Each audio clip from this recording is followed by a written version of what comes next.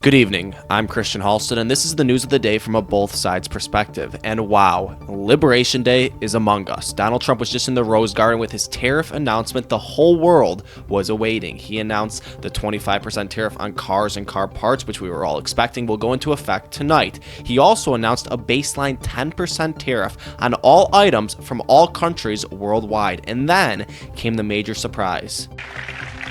So, if you look at that, China, first row, China, 67%. That's tariffs charged to the USA, including currency manipulation and trade barriers. So 67%, I think you can, for the most part, see it. This was when he called up his Commerce Secretary Howard Lutnick to the stage, who had this infographic of what they called the 60 worst offenders of countries who charge us tariffs. And next to what those countries charge us is what we're going to now charge them. Right at the top of the list is, for example, China, who charges us 67%. So we're going to now charge them 34% tariffs, and so on. The surprise, though, is in the way they calculated how much tariffs other countries charge us. China does not have a 67% tariff on the US. It's about 20%.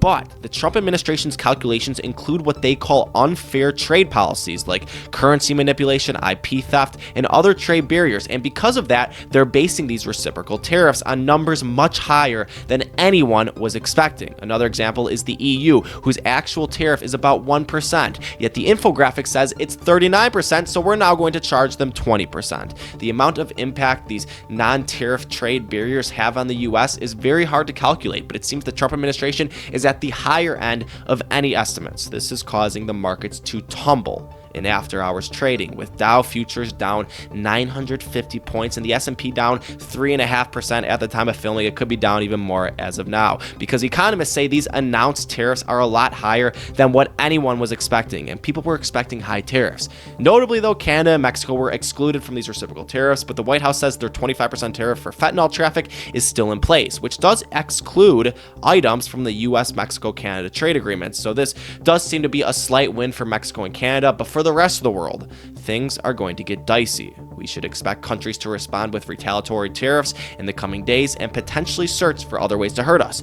We import about $3.8 trillion of goods every year. I mean, you'll notice a lot of the items you use every day are made in China or Vietnam, and even American-made products outsource a lot of components. So these tariffs will raise prices, at least in the short term. There's no way around that, and really no one is arguing against that. But proponents of these actions say this will finally incentivize companies to build in America, generate revenue, and get foreign countries to lower their tariffs. We will see. Nonetheless, this was a very big day in American history and really dwarfs any other news in the world today. I'll be back tomorrow on Both Sides News at 7 p.m. Central Time. Please subscribe if you haven't yet already, and have a great rest of your night. Thank you.